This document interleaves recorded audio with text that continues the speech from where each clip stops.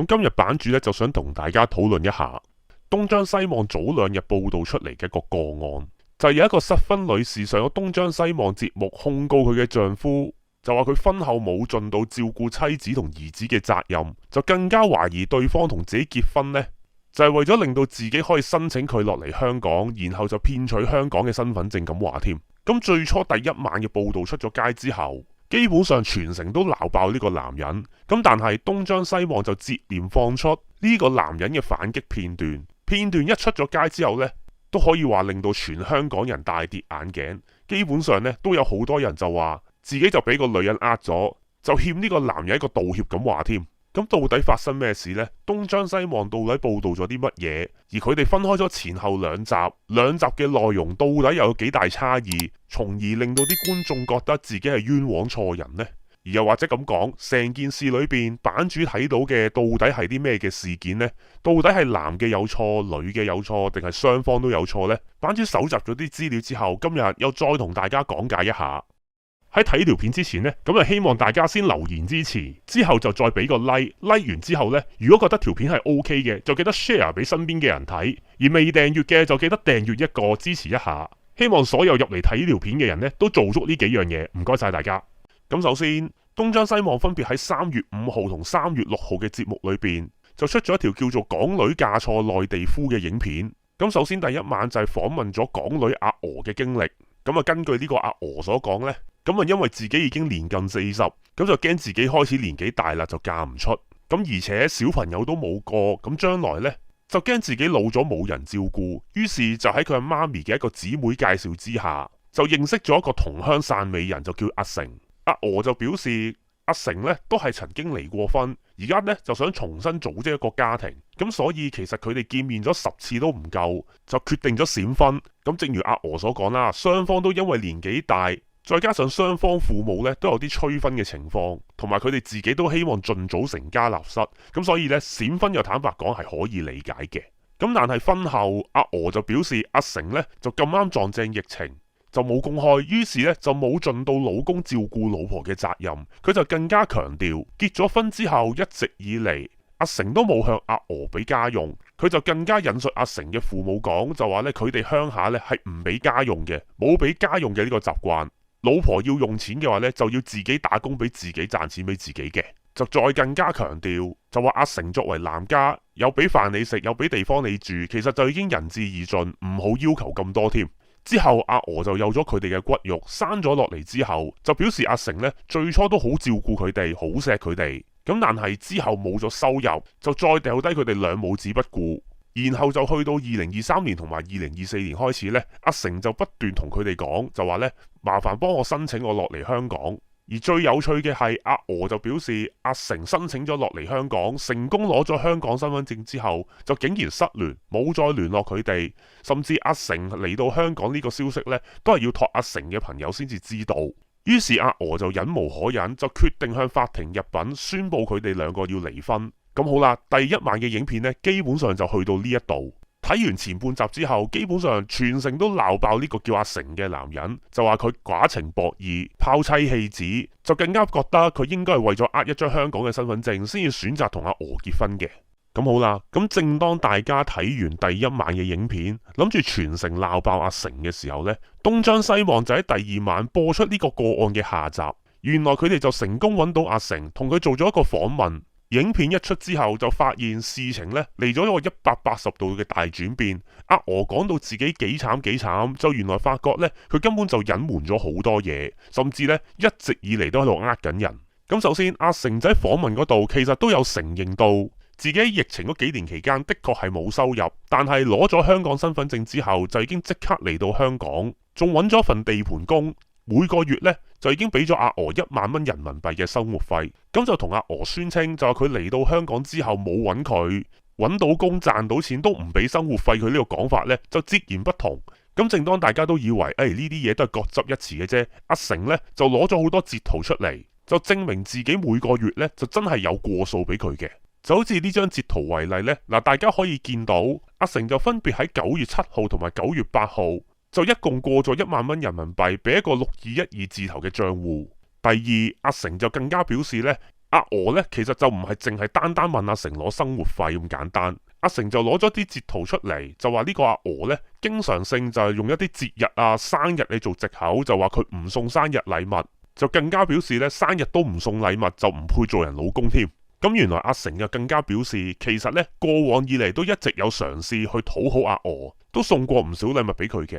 例如阿娥曾經同佢開口講過要一隻2000幾蚊嘅錶，咁阿成就曾經表示過冇錢，但阿娥就表示呢隻錶就可以做分期嘅。之後阿成就更加向東張西望嘅人表示，就話阿娥送完錶之後呢，又要佢送電話添。咁亦都係因為佢呢啲太貪錢、太好物質嘅原因，阿成就覺得自己真係同佢夾唔到，於是就決定同佢分開。咁好啦，當大家聽到呢度嘅時候呢，都可能單純會係諗，咁可能呢兩夫妻對金錢嘅概念唔同，咁所以呢就有拗撬就分開住啫。咁但係阿成就拋出咗第二個震撼彈，就話佢翻睇過阿娥嘅舊電話裏邊呢，就發現阿娥就同佢嘅前男友疑似透露，而家呢個仔呢，就係個前男友所生，就唔係阿成同阿娥所生嘅。阿成就更加提供咗一啲截圖出嚟，就話阿娥經常向前男友表示呢個仔係佢嘅，又問佢照唔照顧呢個仔啊。然後呢，前男友問佢攞個仔嗰啲相之後，阿娥呢就即刻將而家個仔嗰啲相呢就 send 晒俾佢咁滯。咁所以就令到阿成就更加懷疑呢個仔根本就唔係自己嘅，而亦都係因為呢個原因呢，阿成先至而家選擇決定唔照顧個仔咁解嘅啫。第三，阿成就表示呢，自己嘅個人資料就俾人公開抌咗上去 Facebook 啊、小紅書嗰度，而呢個小紅書賬戶呢，就係阿娥自己嘅。阿成順藤摸瓜就更加發現阿娥同阿成未正式離婚嘅時候就已經向外徵婚，就更加令到阿成懷疑呢，阿娥先至係不守婦道嘅人。咁面對住阿成咁大嘅反差指控呢，東張西望都訪問翻阿娥，喂，阿娥啊，好似你講嘅嘢同阿成講嘅嘢有出入喎。咁面對住阿成嘅指控，阿娥就表示同前男友所講嘅嘢就只係為自己穩定後路，就話呢，其實咁啱前男友就問我有冇仔女，咁我梗係話有啦。咁萬一而家阿成唔照顧自己嘅時候，都有前男友幫自己兜底啊。咁之後東張西望又再追問佢，喂，阿娥啊，做乜將阿成嗰啲個人資料鋪上網啊？阿娥呢就淨係喺鏡頭前面簡單講咗兩句，佢落咗嚟香港咁耐啊，都唔知有冇得罪其他人嘅啫。呢啲嘢呢，可能係其他人做嘅。咁對阿娥嘅訪問呢，基本上就完咗。咁然後東張西望呢，就做一個總結，就話呢，呢啲咁樣嘅婚姻呢，最慘嘅都係個小朋友噶啦。咁希望佢哋可以處理好啦。咁成個報道就完咗啦。咁成件事呢，版主就覺得呢，似乎各有各問題。阿娥就宣稱男方個家人就同佢講唔會俾家用，但係阿成呢，又的而且確嚟咗香港做嘢之後，就不斷有過數俾阿娥。咁但係阿成可以提供嘅過數證明呢，又似乎唔足夠兩母子嘅幾年生活費用。咁到底成件事會唔會就係男嗰方結咗婚之後冇嘢做，